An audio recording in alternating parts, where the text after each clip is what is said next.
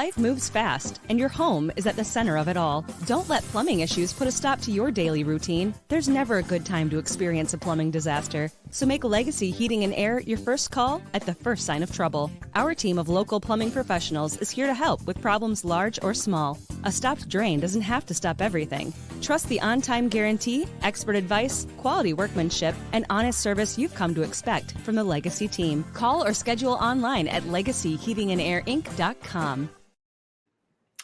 Welcome to Football Never Sleeps, Opposite Day Edition. My name is Eric Hansen. He's Tyler James. Usually I'm on that side and he's on this side. Today I'm running the controls, which is kind of scary, and I'll let you in on the reason why we're doing this. We're going to have some vacation time, each of us, so we're going to have some special guest hosts. And so I'm kicking Tyler to the curb a few times, and Tyler's kicking me to the curb. But what you really came here was to hear about Notre Dame football, and we're going to talk lots of that in the next hour. We're going to talk about Notre Dame's road to the national championship in football, not just men's lacrosse. We have a recruiting reset. We're going to talk about what Riley Leonard's been up to this month down in Fairhope, Alabama. And we're also going to take your comments and questions, and we'll work the questions in during the show, and we'll work the comments that are flattering in as well. Only the flattering ones. And Tyler's going to tell you the rest of the things you need to do so I can concentrate on putting up little things like the crawl at the bottom of the page. Yeah, so obviously make sure that you are subscribed to our channel here on YouTube. Hit the bell for reminders when we have content, because the Football Never Sleep schedule could be changing it around a bit to accommodate whoever our guest hosts may be. And make sure you hit the like button to support the show. If you're new to the YouTube process, make sure you've clicked through either to the website or the app to be able to communicate with us during the show, to send questions. You will see a comment box on the right-hand side on a desktop, or a comment box below our talking heads on a mobile device. And if you're not a subscriber to our website, we hope you consider taking advantage of our 30-day free trial to InsideNDSports.com. Use the promo code NDYT, which Eric wisely put up on the screen when you sign up, to get free access to our premium analysis and recruiting coverage, and special access to us on the Insider Lounge, where we spend a lot of our time and share our inside information first. There is a link to sign up for that deal in the video description below. All right, Eric, back to you. Okay, well, I have to address this first. I don't know what's going on with my camera. My shirt isn't pink, but there's I'm in a dream sequence. I don't know what's going on with my camera. So I obviously did something that's a little bit different, but trust me, I do not have pink in my repertoire. Not that I'm afraid of it. I think it looks good on you, Eric. So yeah. If my granddaughter bought me something pink, I would wear it. My grandkids one time bought me a pink tie. So anyways, we are going to start out and get sorted here. We are taking stock of Notre Dame football after Memorial Day weekend and before veterans report back on June 2nd. So Notre Dame is at 88 scholarship players still. I know that concerns a lot of people because it's 3 over the limit, as players are spending time on their own before reporting back on June 2nd for the summer. And that's the returning players. Incoming freshmen enrolling for the first time are due to report on June 9th. So our opening drive, and this is in tribute to the men's lacrosse team that just won its second straight national championship. We're going to list the 3 obstacles for a Notre Dame football national championship, and we'll discuss that with you. So for those who don't follow men's lacrosse, and there are a lot of bandwagon jumpers, so I figure most of you are, Notre Dame defeated Maryland 15-5 yesterday in one of the most lopsided national championship games ever, to win their second straight national championship. Lots of Kavanaugh love. Liam Entman was unbelievable in goal. From the football angle, Jordan Faison did score a goal in the game. Tyler Buckner did play quite a bit. He's more of a defensive guy. So this is where we start. What are the 3 obstacles that Notre Dame needs to overcome in order to make a national championship in football a reality. So we'll start with Tyler, since he's on the right side of the screen. All right. My three are, I think, pretty straightforward. Number one is elite quarterback play. I think that is something that has presented Notre Dame, even when it has gotten to the big stage in the last couple decades, from pushing itself beyond and winning that national championship. Number two, I would say, is more transfer portal wiggle room. I think Notre Dame is sort of inching forward, but it's still graduate student heavy. And I think it's probably going to remain, the scale is going to remain balanced in the side of graduate transfers being the heaviest. But I do think Notre Dame needs to be able to have some ability to bring in some more undergraduate transfers.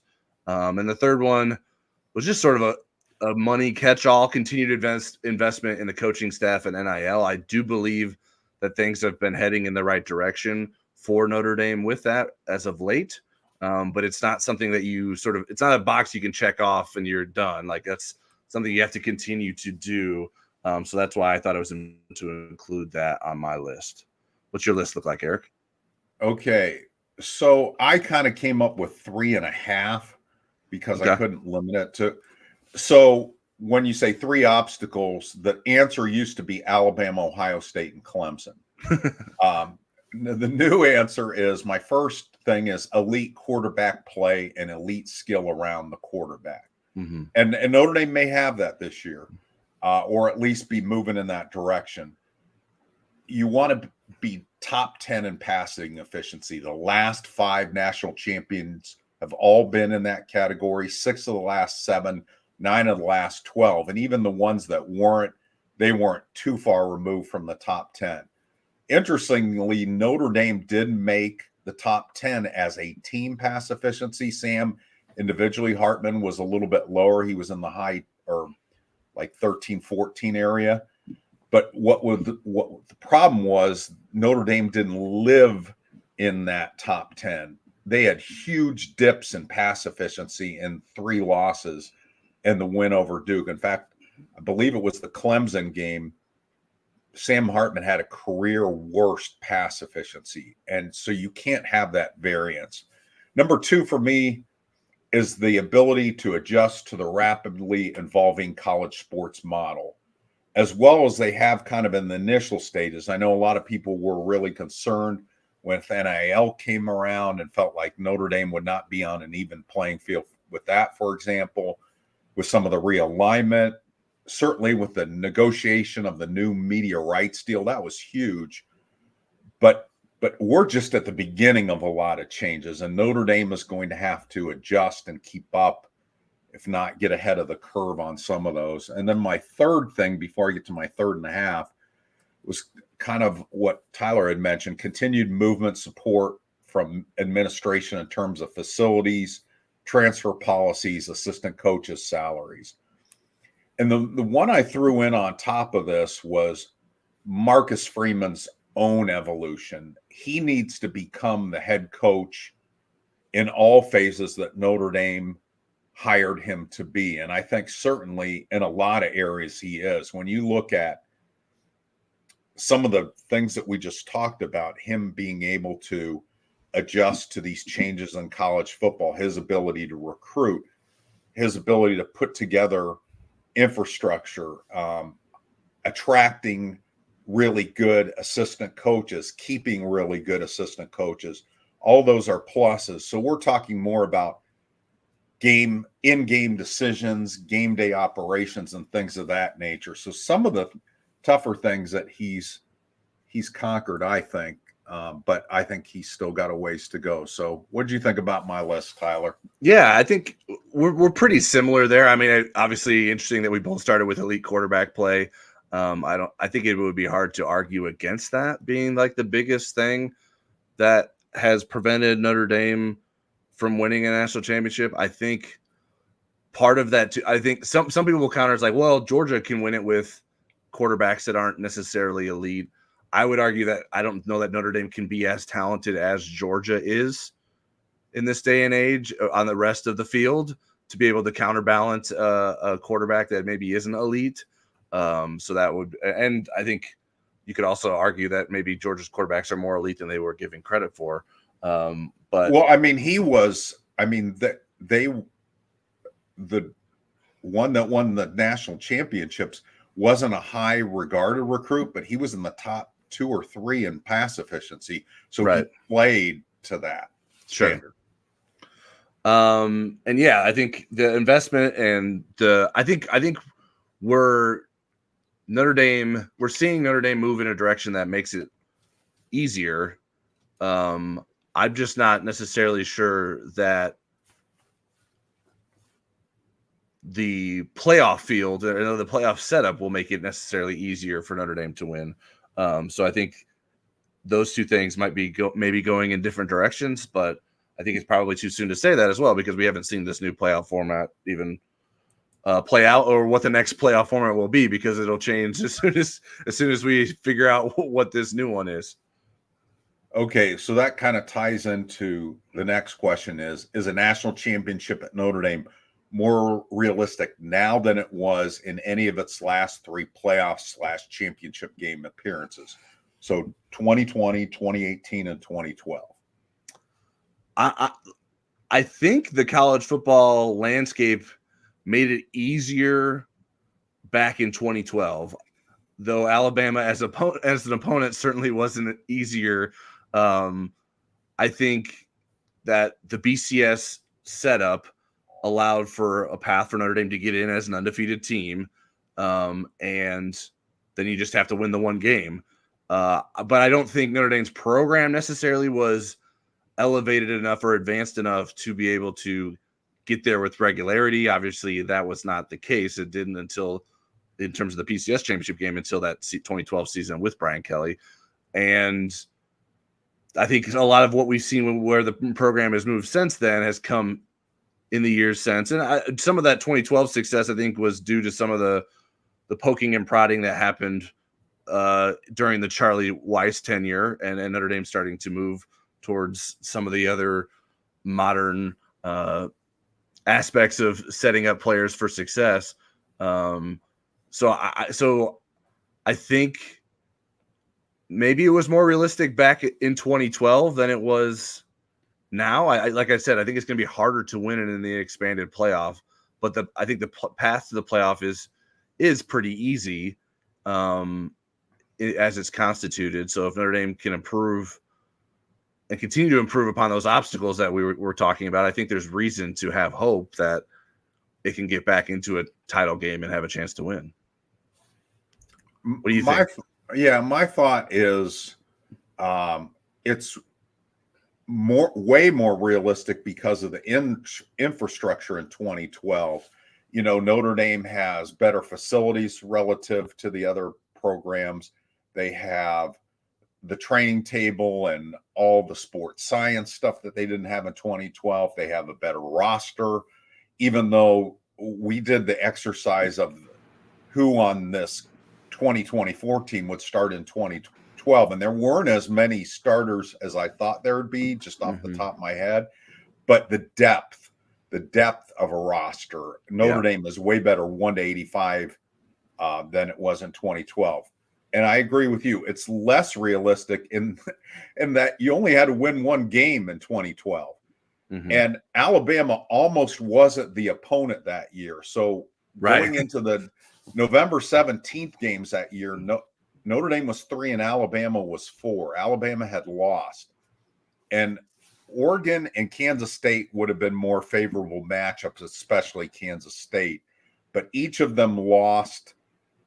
Notre Dame needed one of them to lose, and they both lost, which elevated Alabama and Notre Dame to 1 and 2. K-State got drilled by Baylor, and Oregon got edged by Stanford in overtime. I think as far as 2018 and 2020, having an experienced head coach like Brian Kelly helped those teams, and yet Brian Kelly's weakness at that stage of his career was getting pushed off the big stage. You know, Notre Dame wasn't competitive in either of those playoff games in 2018 or 2020. I think when you look at what's happened with Marcus Freeman in games against top 10 teams, now they've lost to Marshall and teams like that, which Brian Kelly wasn't doing at the end of his career at Notre Dame, but they've been competitive. They haven't gotten blown out when they've played top 10 teams.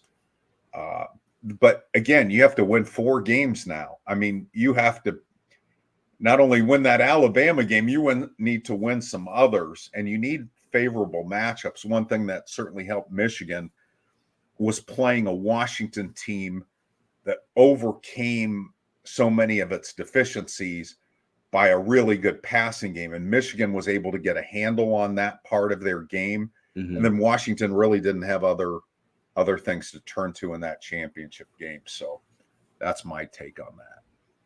Yeah, and I think something that Michigan took advantage of is having an experienced roster. And the COVID exemptions has allowed teams to do that. Maybe some of the teams that aren't recruiting at the same elite level, because Michigan doesn't recruit at the level that Ohio State and Alabama and Georgia recruit at. But it was able to both recruit out of the transfer portal and keep players on campus and in the program to develop them. And when you got fourth year and fifth year guys that are committed to trying to win a national championship, that's going to help. I know it maybe sounds cliche. Sometimes it's not all about just talent. But I do think that Notre Dame and the window to take advantage of that is running out, right? Because there's not going to be COVID exemptions much moving forward, where we're hitting the tail end of the guys that played in 2020 to allow them to have an exemption in college football. So I wonder if this was in a different world where this wasn't Notre Dame switching coaches, if that was a window that Notre Dame could have taken better advantage of in the post Brian Kelly era in that timeline. But obviously with Brian Kelly moving on, I think it was a bit harder to do that because of the coaching transition. Yeah. The one thing that I'm kind of keeping my eye on, Brian Kelly at LSU, that I think Marcus is better at. You know, people say, well, gosh, are these recruiting classes that much different? I do think eventually you're going to see the difference in the recruiting classes. It's going to show up on the field. But I think in this day and age with NIL and the transfer portal, I think Marcus is better at retaining the players he wants to retain than Brian Kelly. We'll see how that bears out over time. But right now, I would give the edge to Marcus with that. So I'm going to try to bring up some questions here. I'm not even going to ask Tyler if he wants to answer questions. I'm just going to start. That's all right. You don't need to ask. So we'll start with this one from Jeff Stevens. Am I reading these now? Yeah, go ahead. Okay. Can we somehow avoid, I'll do it in the voice I think Jeff would say, can we somehow avoid House versus NCAA settlement topic? I know it's reality, but it makes my head hurt. You know what, Jeff? It makes my head hurt too. We don't have it on the agenda for tonight. We need the like voice of God that they have in like PTI and Around the Horn, where it's just like the producer speaking out loud instead of us. But no, that was a good impression there, Eric. Thank you. Brian says, real men wear pink or salmon. That's not a question. That's a affirmation of me. And I should know when I gave Eric power to put comments on the screen that he was just going to pick all the ones that complimented him. Okay. Well, we have some stray ones here. How about this one? This one from Mr. Murdacap. Can anyone clear the room or rumor about Marcus Freeman going to Arkansas? Okay. I've been too wrapped up in lacrosse to hear that one. Go ahead, Tyler. When Mr. Murda, thank you, Mr. Murda. I appreciate that you are a Mr. Murda. That's how you prefer to go by. I had not heard this until that comment was sent. So I just did a quick Google search of Marcus Freeman, Arkansas. And there is a story from, I don't even know what this website is, twsn.net. It looks like one of the like USA Today wire sites. a fan site. And the author is by the name of Marissa Myers. And I think from a quick scan, she was just making the argument that Marcus Freeman should be who Notre Dame hired, or who Arkansas hires in 2025 to replace Sam Pittman. So I don't think there's any sort of reporting that's going behind that. I think this is just a wish list sort of column. And I can't imagine it's hard for me to imagine a world that Notre Dame wants Notre Dame wants Marcus Freeman, that he would leave for the job at Arkansas. Would you agree with that? I don't see in any world where Marcus Freeman leaves for Arkansas. I think, would there be other jobs? I mean, who would have thought Brian Kelly would have left for LSU other than his agent, who apparently was working that, but working to get Brian another job? I mean, people ask about the Ohio State job all the time, if and when that comes open. I do think Marcus has to think about it. I'm not saying that he automatically would do that.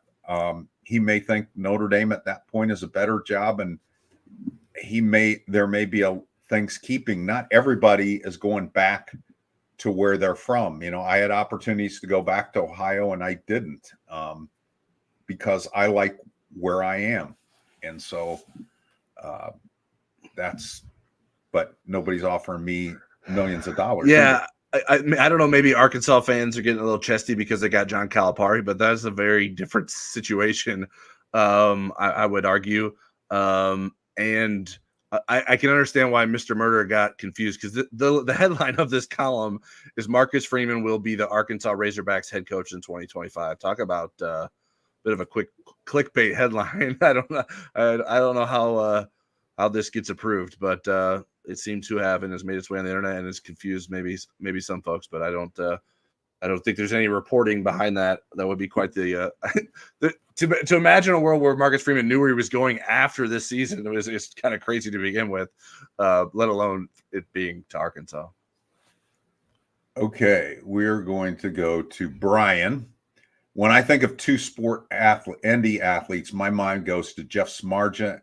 You spelled that right too, doggone it. And Cole Kmet. Drake Bowen's also a baseball guy. Faison sort of has a Deion Sanders back in the Atlanta vibe. What two-sport guys do you recall? I think it's a lot more difficult in this day and age because so much more is demanded year-round of athletes. When I first got into the South Bend market, a lot of the Lou Holtz guys ran track. There were a few of them that played baseball and football during that time. Paul Fela did. Irv Jacobs did. There were a lot, and Bobby Brown ran track. Rocket ran track, and it was pretty normal. Not a lot of football, basketball guys because of how deep football goes. We had John Carlson, I think, was the last one that played in a game. But I mean, he was very marginal. Was there talks that like Everett Golson wanted to play basketball? Am I remembering that right? You are remembering that right. He actually told me that he wanted to go out for the basketball team, and he was very good. But once he got to Notre Dame and was kind of overwhelmed by the academic and football demands, the basketball went out the window. That was a passing thought. And there were a few other guys. Jaden Thomas thought about playing baseball at one point. Yeah. And again, Tony Jones Jr. Tony Jones Jr. Golden Tate actually did play a little bit of baseball. But go ahead. To be really good at both sports is hard. Evan Sharpley struggled with baseball, and he was a prep All-American in baseball. I mean, he might have been a better baseball player, and he actually played baseball professionally for a few years. And Mark Zachary, Notre Dame's newest football commitment, is a very good high school basketball player. So I don't know if Brian had that in mind. In addition to Jordan Faison, it would be surprising to me if he was able to play basketball. I think he might be good enough, although guard is not the biggest issue for Notre Dame's men's basketball team. If he were 6'10", I think Micah Shrewsbury would do whatever he could to work around his schedule. But I don't know that that'll happen. But we'll see. I wouldn't rule anything out. But if he's a successful football player, I think it's going to be really hard to do both of those things. I'll tell you, I have a greater appreciation for what Jordan Faison was able to do just watching so much lacrosse this year, because he did. I mean, a lot of these guys keep their skills playing fall ball. He didn't play in the summer or the fall. Right. And then comes out, he and Buckner both came out in January, and they started playing games in February, and he was a starter, scored the very first goal of a national championship season. And just seeing the, fifth and sixth year players on some of these lacrosse teams that Notre Dame played, and that you go, Jordan Faison is better than that guy. It's just amazing how good of a player he ended up being. And it's going to be really interesting next year because the Notre Dame lacrosse team really needs Jordan Faison next year with everything they're losing on offense. Yeah, I don't know if it's a good argument for or against lacrosse that guys that are – I mean, obviously they're great athletes. I don't think anyone would argue that Jordan Faison or Tyler Buckner are great athletes, but particularly with Tyler Buckner, who hadn't played lacrosse in such a long time, even though he was a Division I level lacrosse recruit, for him to be able to pick it back up and be able to contribute, it's like, man, is there untapped potential that should the lacrosse world be tapping into, like flame out football players more often? And maybe they do. I'm not even that well versed in the lacrosse world to say that. I imagine there's a lot of the stick handling that is complicated, that if you hadn't done that as like a youngster, then maybe that wouldn't be something you could pick up out of nowhere. But I think it's one of those like sort of sports talk TV show conversations. It's like, well, if we just put our best athletes playing soccer, maybe we'd be better at soccer. I wonder how good you could get some lacrosse players if you just found the right athletes to do it. And we'll mention one more lacrosse crossover. Will Yateman, who was here a few years ago as a tight end, played on Notre Dame's lacrosse team and eventually Maryland's lacrosse team when he transferred. So we got one more from Jeff Stevens. On the promo I saw, what is Riley Leonard doing with his off time? What say you? Well, that is our next category. He's professional segue over here, Eric. So Notre Dame quarterback Riley Leonard hosted several teammates for some workouts down in Fairhope, Alabama, which included former NFL QB Philip Rivers, who lives in the area as well, coaches down there too. What do we know about who was able to make it and what was going down there? So Tyler's going to answer that.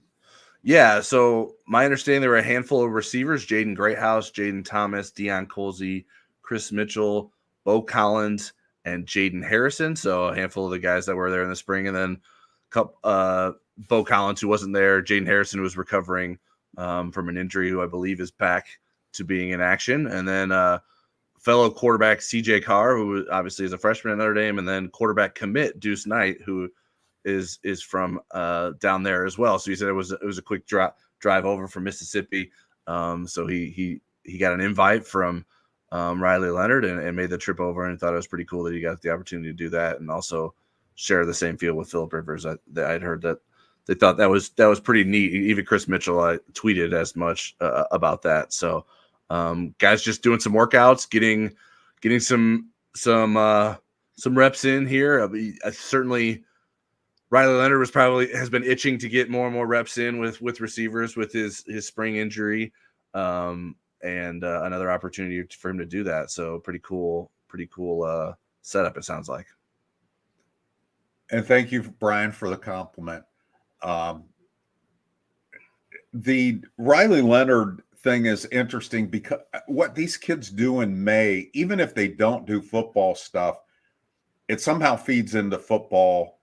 And it's always fascinating to me what they choose to do. So Tyler, I'm curious, what do we think about Leonard's leadership and the buy-in from teammates with this choice to hook up with Philip Rivers and have them down in Fairhope, Alabama, and get some extra work in when there wasn't that much of a break?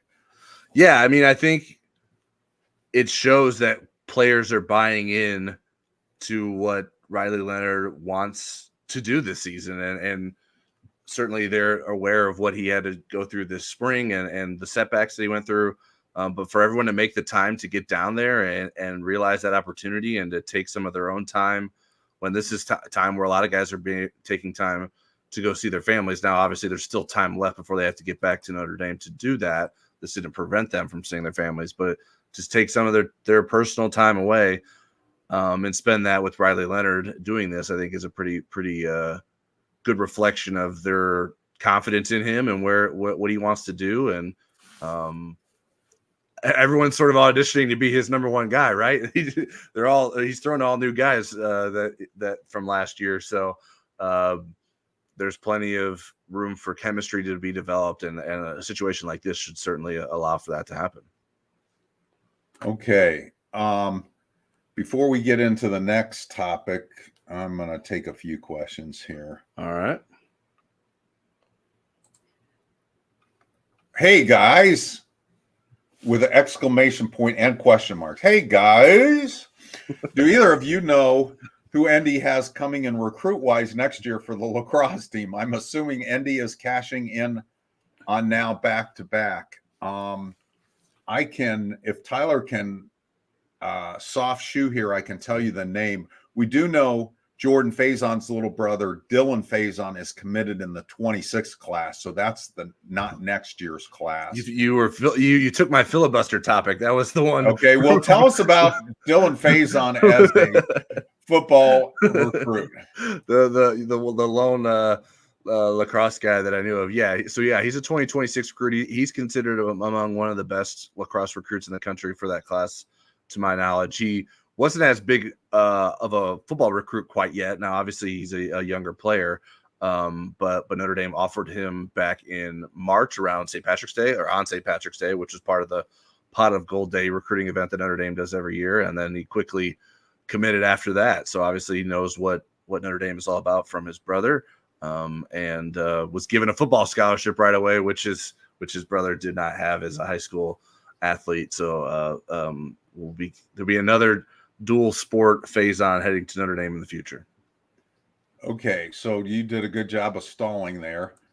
Notre Dame, I was looking at this last night. They have a really good 2024 recruiting class, and they already have a good start on 2025, and they have a couple in their 2026 class. But of the guys coming in next year, they have 5 top 50 high school recruits, led by Matthew Jeffries, who's a midfielder. He's the number 1 prospect in the country of any position. He's from Cheshire High School in Connecticut, and he is also planning to play football. He wants to play wide receiver, but he is a 5-star, number 1 prospect in the country. Brady Porney from Darien High School, I believe that's in New Jersey. He is also a 5-star prospect. So those would be the top 2 players in the class. I know they have a grad transfer from Harvard, long stick defenders, and I'm sure that's what this next month is going to yield, is some more transfer portal guys, probably on offense, like Devin McClain. They got Devin McClain from Brown last year, a guy that's kind of a big time scorer, and they need help on offense. They have really good players in their defense, including Sean Light, who was an All-American as a freshman. And Coach Corrigan, Kevin Corrigan, said in a Zoom that I was on over the weekend that Sean Light is the best freshman he has coached in 40 years. And that's saying something because of who some of the guys are on this team that were freshmen at some point. What for a lacrosse newbie like myself, obviously Rivals is where you go for recruiting rankings and coverage. Where do you get such coverage in the lacrosse world? What's the go-to lacrosse recruiting site? The go-to site for everything lacrosse is Inside Lacrosse. They are really good. They have rankings, like the top 25. They'll rank teams, and their rankings are very accurate. They have really good feature stories, and they really follow recruiting very closely. It's all on the fun side of the paywall, meaning it's not pay stuff. So you can check out recruiting at InsideLacrosse.com. And then you have to go a little bit. They'll have some of the news on the transfer portal. I don't know that they follow it as closely as they do recruiting, but everything you want to know about men's lacrosse recruiting, you'll find on Inside Lacrosse. I hope that they sponsor our show along with Legacy Heating and Air, who's a great sponsor. Okay, let's see. I'm not really good at reading these quickly, so I'm just going to click on this and hope it's a good question. There is a Brophy prep freshman, Bryce Delgado, that plays lacrosse and ended the finals, might be the next Brophy to ND guy. Okay, we'll take that into consideration. We'll have Tyler answer that question. I see some recruiting questions. I thought maybe we'll save those. Grab the question from Paul Kinlan. Do you see that one right above Jeff's question? There you go. Breakout player for 2024. Tyler, I'll let you go first on that. Yeah, I think. I mean, it's tough because not by Tom Noyes standards. That's where I was going. I was like, sometimes people can pick breakout players that it's like, well, is that really a breakout player? So I try to do someone that has relatively low output in terms of production. I think someone that would probably still qualify as a breakout player because of his injury history would be Eli Raridan. I think he'll be in a position to produce at a high level, especially as Mitchell Evans returns from his knee injury. And then those two working in tandem whenever Mitchell Evans can get back full go. Now, maybe Mitchell Evans gets back to start camp, but I don't necessarily know that to be the case for sure. I would also Chris Mitchell's the guy I've been like pumping up. Obviously, he's had his own breakout season at FIU, but to do that at this level would be different. Defensively, I'd probably point to someone like Drake Bowen, who hasn't had a lot of opportunities to play, or didn't last year. But certainly should this year. I think he's a breakout candidate. And so those are some of the guys that stand out to me. I don't know if the running backs count. I think both of them are going to be very good. Jadarian Price and Jeremiah Love being the both that I'm referring to. So I think either of those guys or both of those guys could be breakout players as well. Some of the ones that I would add to that list, I would say Boubacar Traore. He's either going to be a niche player or he's going to push to start. Jaden Osbury, and you mentioned Drake Bowen, so I'll throw Jaden Osbury. I think he's going to be a Swiss Army knife in the defense. Adon Schuler, I think, will be in the safety rotation. Maybe Luke Talich as well. I think that's enough. I think so too. Okay.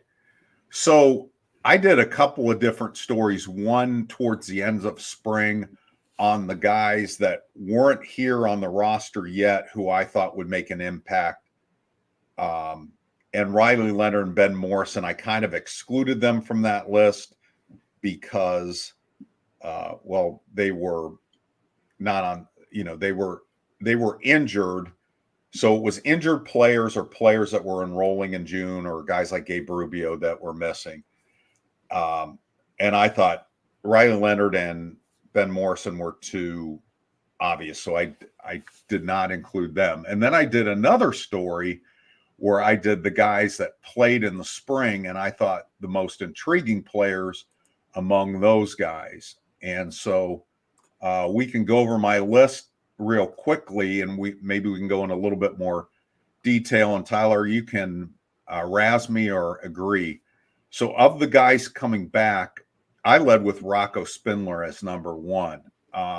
He's the guy that I think he's intriguing to a lot of people because he has walked in the door with star power. He had a great story about how he told his dying grandfather he was going to go to Notre Dame, and it was their little secret. And then he had, the recruiting pedigree.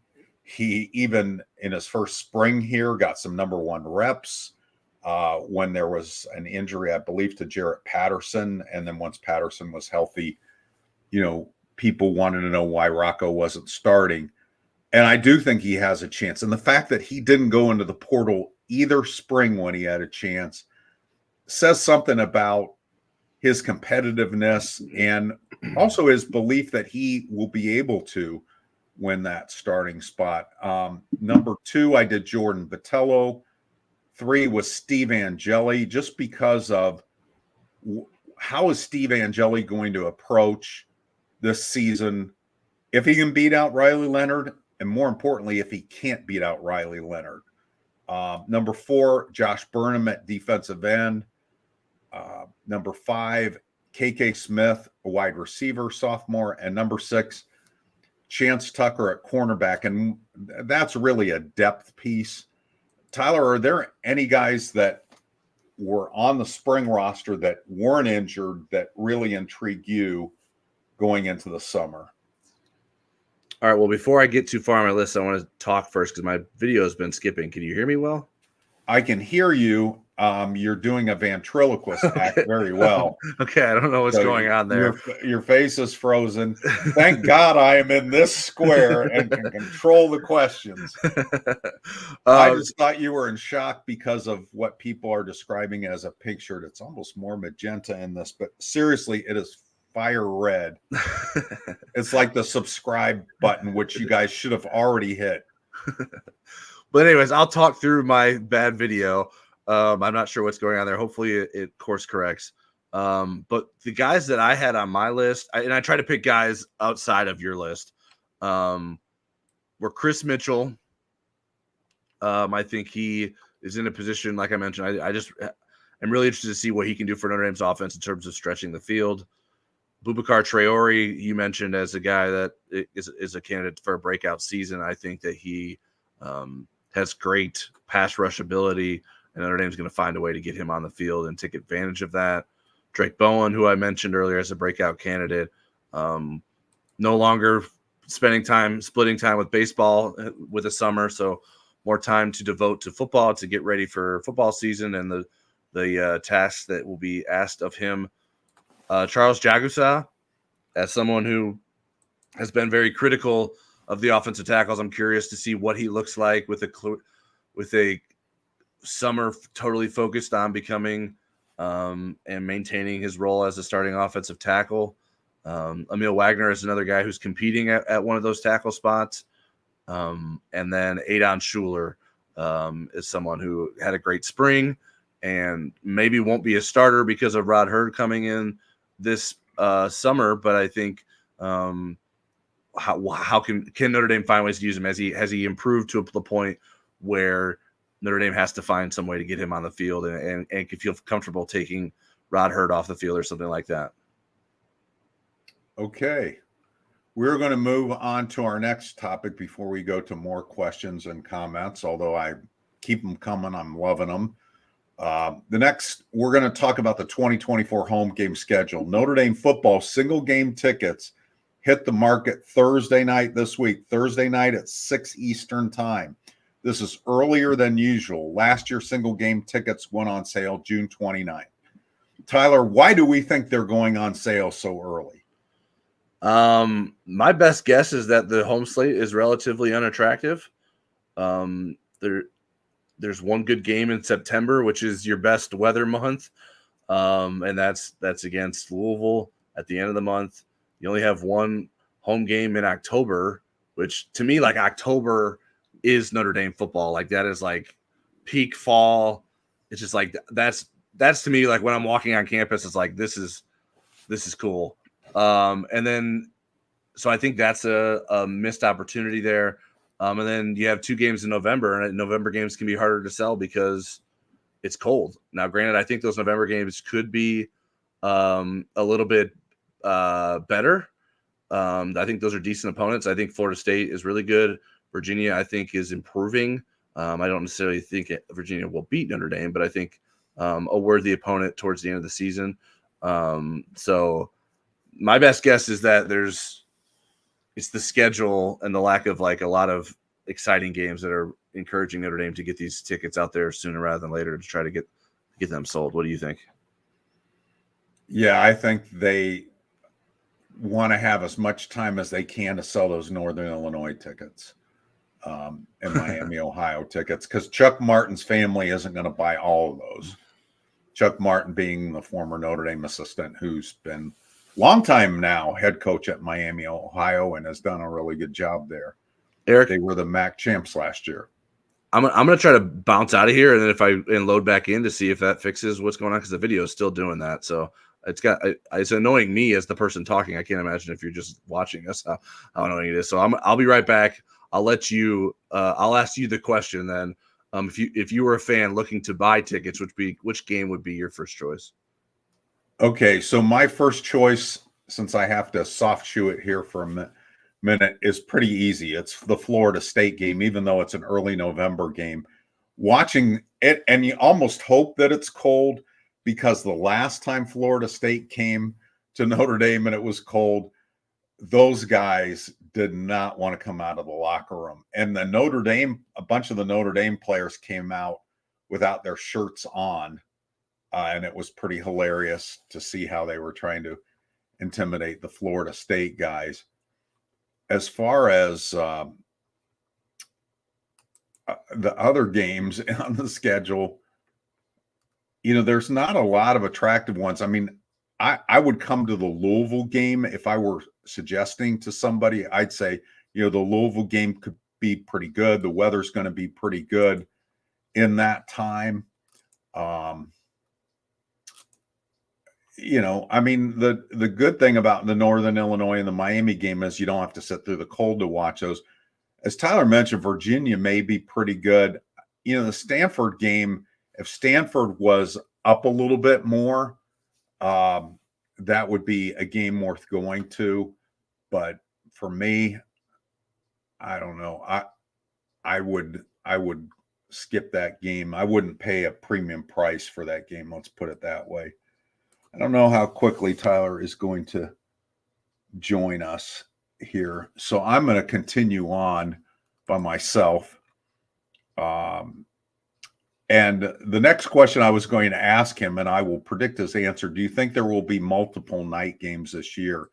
When you look at what the prices are for season ticket holders, the Louisville and the Florida State games are the ones that are the most expensive. They like to have that night game when the weather isn't icky yet. I'm back. Okay. So we're talking about whether there would be multiple night games. I thought based on the price, Louisville and Florida State, maybe. We do know that the Shamrock Series game in Yankee Stadium is going to be a primetime game because the new athletic director, Pete Bavacqua, told me that. But as far as the other games, I would say Florida. He knows some people over at NBC too. Yeah, I would say Florida State for sure. Stanford usually would be the game. I mean, from a timing standpoint and a recruiting standpoint, I just don't know that it's a big enough game to put at nighttime. I would say I'd make the Louisville game a night game. But again, now that NBC is juggling Big Ten games too, I think what the Big Ten has going on plays into which games are also night games. Yeah, I was trying to look through the schedule to see if there were a lot of big time Big Ten games on either the Florida State or Louisville game weekends. There weren't any things that jumped out to me. I think Florida State was the weaker Big Ten schedule, so I would be surprised if that game's not a night game. The Louisville game is the other one that seemingly would make sense to me to be a night game. So that would be the one that those would be the two that I would guess will be night games, but I guess we don't know for sure that there'll be two night games at Notre Dame Stadium. I'm curious, like, what sort of pushback the ticket office is getting from these tickets going on sale without kickoff times associated with them. I don't know if that normally happens like that. Because I know I don't remember it ever happening like that. Usually it's May when we get the kickoff times, and it's like you mentioned, it was late June when the tickets went on sale last time. Yeah, so I don't know. I don't know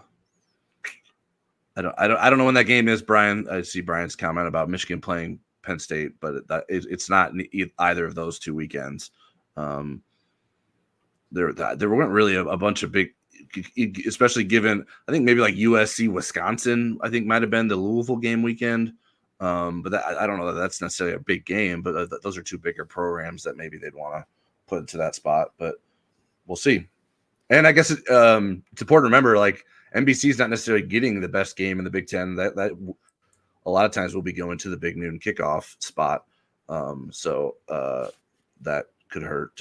So that should enable Notre Dame to have a better matchup in terms of would they rather be the night game or another Big Ten game. Okay, we are sliding into recruiting now. Our recruiting reset. As predicted, Notre Dame received a commitment from Indianapolis Ben Davis High cornerback Mark Zachary on Saturday, right as the Lacrosse semifinal was finishing up. The four-star recruit became verbal commitment number 22 in Notre Dame's top-ranked class. So what kind of prospect is Zachary, Tyler, since you are the recruiting guy? Yeah, that's why I wanted to make sure I could try to fix my video before we got to the recruiting section, because I thought that would be a very tough section to listen to or watch if my video was bad. This theme from the coffee gave it away. It was moving. He's a very good athlete at cornerback. He runs well. He's a solid high school receiver too. As I mentioned earlier, he's a good high school basketball player. 6 foot, 160 pounds. He's ranked as of tonight the number 226 overall prospect in the 2025 class. And the number 23 cornerback in the class. I say tonight because Rivals is updating its Rivals 250 on Wednesday. So we will get new rankings. I guess they could stay the same, but the overall list will be new. We'll see where Mark Zachary ends up on that list. But I like him. He's a good player. Plays at a good program at Ben Davis High School, same program that Asmar Bilal, you may remember, a former Notre Dame linebacker, played at Ben Davis. I think he's another good addition to Notre Dame's class, and particularly its defensive back class. And what do we think about the defensive back class that Mike Mickens is putting together? Yeah, I think it's really good, especially the cornerbacks. They have 3 Rivals 250 players committed in the class right now, and the Rivals 250 began in 2006. And Notre Dame has never signed 3 Rivals 250 players at the cornerback position in the same class. So that would be a first. Obviously, they got to make it to the signing period, both signing with Notre Dame and remaining in the Rivals 250. But those 3 guys are Mark Zachary, Cree Thomas, and Dallas Golden. I like those guys a lot. They're still working to add another safety to the class. I like Ivan Taylor, one of the safeties committed to Notre Dame. Ethan Long I like a lot too. So I think it's a very talented defensive back class, probably one of the better that I can remember covering. And I've been now doing this 12 years. So it's an impressive haul. Makes sense with the success that Notre Dame has had in the secondary when you talk about Kyle Hamilton, Cam Hart, Benjamin Morrison, Notre Dame, Julian Love. Notre Dame has had both college and NFL level success as of late. And Notre Dame is striking while the iron is hot in defensive back recruiting. Okay, we have a question from Jimmy Page that's pretty simple. There was another one that goes into more depth if this doesn't give you enough information, Tyler. What's up with Duce? Yeah, and the other question was, I think, said that there was a crystal ball put in for Duce Knight, which I was not aware that had happened. For Duce Knight to go to Ole Miss, I was not aware of that. I know that Duce Knight is planning to be at Notre Dame this weekend for Irish Invasion and compete in that. And then he also plans to be on campus for an official visit 2 weeks after that. So that's a lot of trips to Notre Dame that for someone thinks may be going somewhere else. I certainly wouldn't rule anything out. To me, I've always felt that if he was going to flip somewhere, he would flip to Alabama rather than Ole Miss. So I don't have a great concern about Ole Miss right now. Now, maybe there's something that someone from Ole Miss knows that I don't know. I haven't reached out to any of our Ole Miss reporters since that apparently happened, this prediction that you're referring to. I don't even know if there's validity behind that being told. I'm trusting Ryden is correct that did occur. But yeah, I think until he makes an official visit somewhere or makes a campus visit that's not connected to a camp that's in that town, I wouldn't get too nervous. If he does take another visit, I think it's fair to get nervous to say, well, okay, why is he doing that? But like we just said, he went down. He spent his free time to go to Fairhope, Alabama, and work out with Riley Leonard and some Notre Dame players, and Phillip Rivers. So he seems pretty invested in Notre Dame to me. He's not totally shutting out these other schools and stopping talking to them. So that could result in something in the long run. But I think Notre Dame is doing everything it can to keep him committed, and seems to be doing everything in terms of his actions, in terms of visits, that indicates he wants to stay at Notre Dame, and also recruiting others. He's very active in trying to get other guys in Notre Dame's class. So it would be a major change in the tide for him to not end up signing with Notre Dame. Okay, we got more recruiting topics. Rivals is up, as you mentioned, is updating its 2025 prospect ratings and rankings this week. Who is the most deserving of a 4-star out of Notre Dame's 3-star commits? Yeah, so Notre Dame has 6 3-stars right now. Gordy Solstead, the defensive lineman out of St. Xavier in Cincinnati. Matty Augustine. Wide receivers, Elijah Burris. Wide receiver, Sean Terry. Wide receiver, Jerome Bettis Jr. Matty Augustine's an offensive tackle. I don't think I mentioned that. And Ka'o Kia, the linebacker out of Hawaii, younger brother of Kahanu. So, in my opinion, I think the most deserving are Matty Augustine, the offensive lineman out of Connecticut, and Elijah Burris, the receiver out of New Jersey. Matty, I think, is just to me, he just looks like a 4-star offensive lineman. I think he has the size, he has the athleticism. I think he is a solid addition. He might be the third best.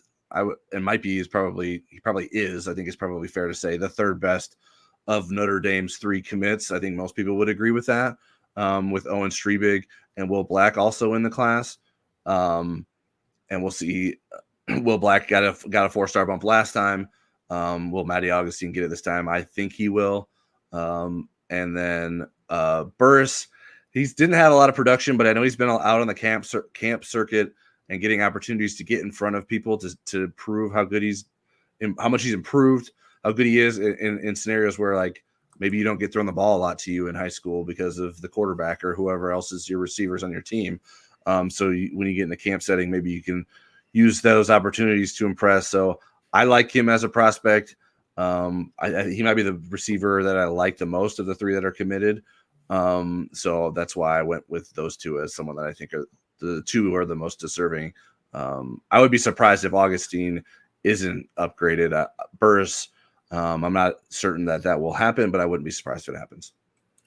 Okay, who has the best chance in Notre Dame's class that's not a 5-star, which I think none of them are at this point because they don't have a whole lot of them? Who has the best chance to end up as a 5-star? I would say Duce Knight. I believe there's the new 5-star, or the current update for the 5-stars was released today.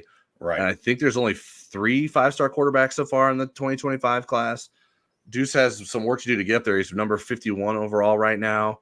But I do think he can continue to climb. If he goes out and has a successful season, is very productive, and matches up his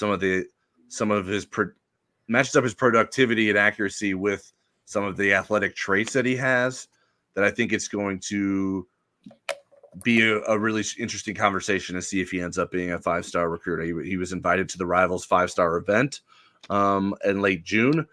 So our analysts will get another look at him at that event, and we'll see how things play out. There's a number of guys in the Rivals 100 that certainly could make the climb, but I think Duce Knight is the leading candidate in my opinion. How much do you think the Rivals 5-star camp in Jacksonville and the Elite 11 competition, how much weight would they weigh more than what he does in his high school senior season? I think it would help. I think his senior season, he needs to have a productive season because his junior season wasn't very productive on the field. So I think he needs to. It was with the moving companies, though. Yeah, he had a weird situation where he transferred up to a school in Tennessee and then transferred back to Mississippi. And so it was not an ideal situation for him to play his best football.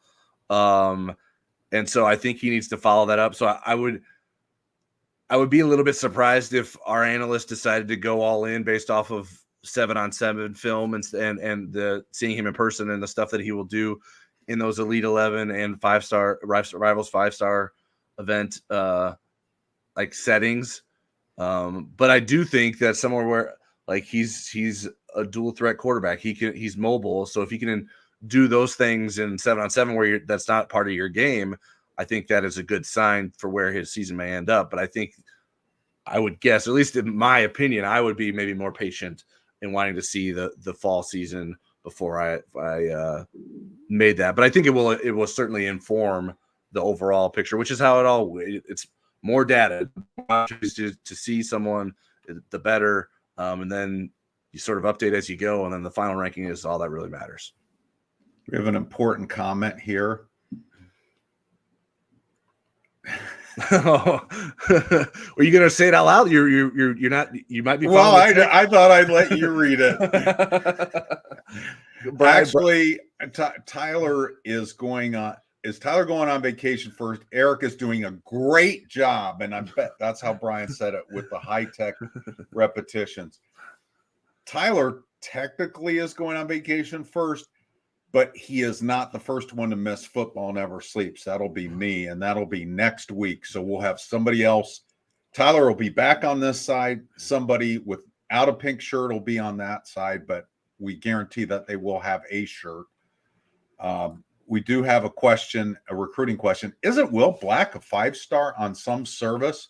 What's your answer to that, Tyler? And do you think Will Black is a potential 5-star eventually?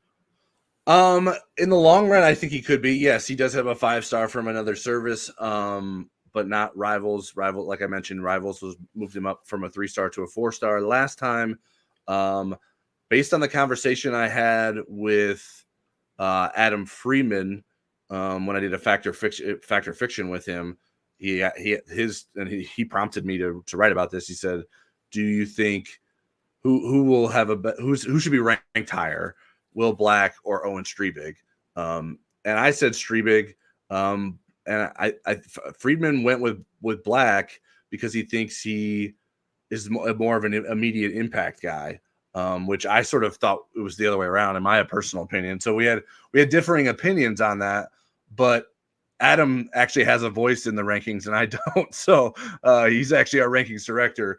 So that leads me to believe that Will Black will get a bump in this update. And then I don't think he'll get to 5 stars. Like he's not.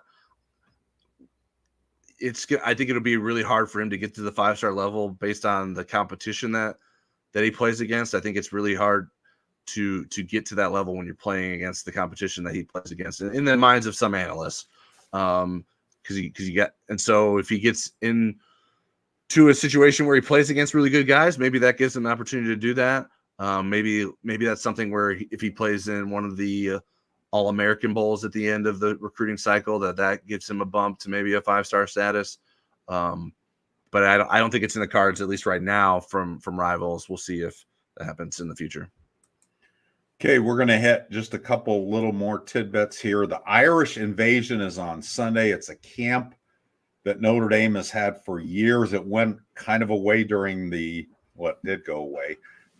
pandemic, and it's kind of been reinvented and reimagined. How important is this event for Notre Dame? Yeah, it's a very important tool to evaluate prospects that are on the verge of offers. There are some guys that Notre Dame will get on campus that already have offers in terms of targets and just want to sort of verify. Dalen Penton is someone that Notre Dame offered earlier this year, has some really good track times, and I think maybe some 40 times at some camps. Notre Dame's sort of been recruiting him as an athlete in the 2025 class, and they'll get him up on campus and see what he looks like in person, make sure they can verify the times that are being reported and see if they can find a fit to continue sort of pursuing him.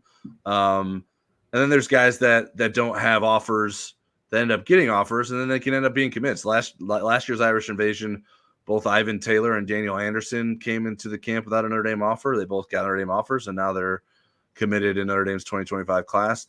Derek Meadows, the 4-star wide receiver in the 2025 class, was offered by Notre Dame last summer.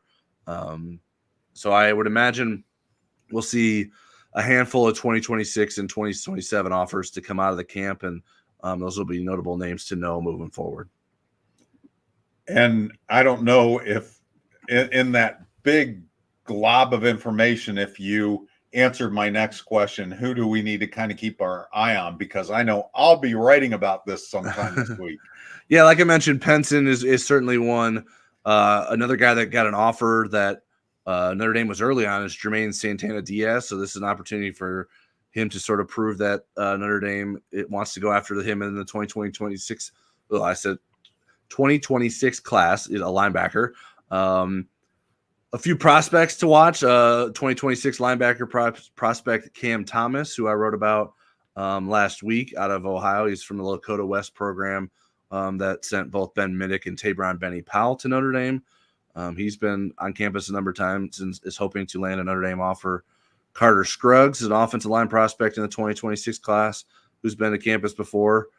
He's expected to be competing in the event. Trey Taylor is a 2027 quarterback prospect who I wrote about last week as well. Out of Illinois, he's been to campus. And then, like I mentioned earlier, Duce Knight plans to be here. He'll get a chance to work with Gino Guidugli in person, so that's a unique opportunity that you don't always get as a quarterback recruit.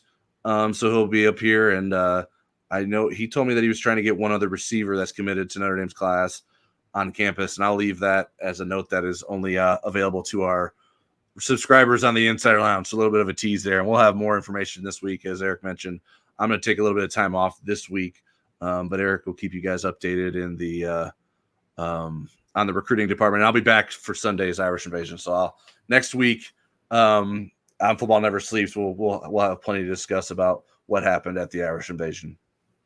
Wherever Eric and Tyler are going for vacation, this is from Jeffrey Stevens. This is a directive.